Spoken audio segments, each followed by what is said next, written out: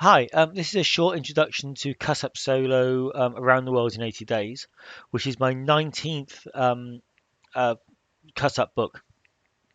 And what I'm enjoying the most with the cut ups is this kind of Victoriana or Edwardian style adventures, where a character could carry a pistol, but if you pull your pistol and point at someone, they like to put up their hands rather than go straight into melee.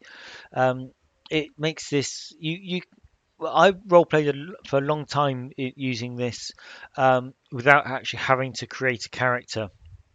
I didn't need game mechanics because I wasn't launching into combat or I was just playing a normal person that took up a bet that whether they could get around the world. The scheme of I didn't set myself the 80 days target. So what you get is, and this will be familiar if you have any of the other books, um, is a little introduction as to what is solo play if you wanted to try this form of solo play, and then cut up and how it's different. This first bit is in here because cut up it works differently to say Oracle play or a journaling game.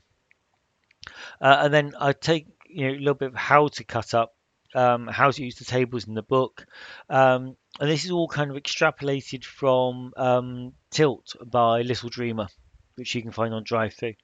Um, and then there's two ways of kind of reading the results: interpretive or literal. And I'll give you an example of each. My interpretive approach uses just three cut ups, which I've connected into kind of little haiku style little quatrain, well, not quatrain at all, is it? It's three lines, a little three-line kind of snippet. And I find these infer far more than they actually say, which allows my kind of imaginative, creative freedom in there. Now I've taken this. The same three snippets and started a whole paragraph here. The red text is my little edit, and it's struck out because I've removed those lines. So you can build a whole paragraph using more snippets. Um, Interpretive is much quicker. Um, the literal is much richer but slower. So it's a personal choice. Now I've then got a little bit of interpretation of what I was actually doing in here. Um, how I was interpreting things, how I was building them. And then the next bit is the spreadsheet because this PDF has 2,000 snippets, typically of 4 to 5 words.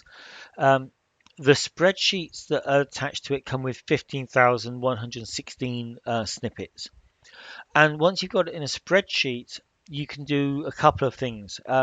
You could just choose to, there's the long list of absolutely everything, and you could choose to just print off a few hundred at a time if you wanted them on paper because you were going to play elsewhere and you wanted a wider variety of snippets. But you can also search the data, the spreadsheet, because if you wanted if you were in a gunfight and you actually wanted a reference to revolver or pistol or shooting, you could search for words related to that, and it will find you every reference to that within the text. And so you can pick from snippets that you already know are going to be relevant. This is using it a little bit more like a concordance. Um, so yeah, that's another way you can use the snippets I provided. Um, I have included a little bit of how snippets interact with a rule system. Um, any kind of Victoriana rule system or even GURPS with a suitable source book would work perfectly well. Um, and then there's a little bit about absolute answers.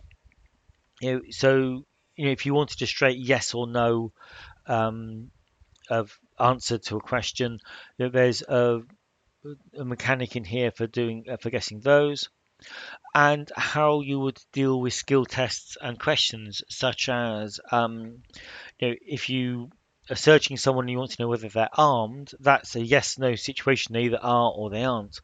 But there's also the question of is your character skilled at actually patting someone down and finding a concealed weapon? So there's a kind of a skill test and a yes no question involved. So how these interact, that comes there. And then this little bit here, these 2 pages are my opening scene, using these snippets where I make contact with my first NPC and pitch the whole idea of the trying to circumnavigate the world. And so that's it. That's all the preamble, and then from then on, you've got the actual snippets. It's 2 columns of 1,000 with the numbers in between. 3d10 as a using it as a d1000, and they're just all in here. And what you can do is roll 1d10.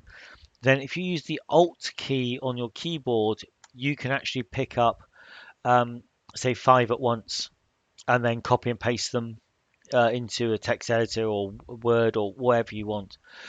So you can, rather than having to roll hundreds of D100 rolls, you could just roll, say, 10 and take 5 at a time. And then when you needed more snippets, take more blocks of 5. These snippets are already randomized, so you're taking a random sample of already randomized text. Okay, and so that's it. There's 2 columns of 1,000 snippets in there and 15,000 in the spreadsheet. Okay, thank you for watching.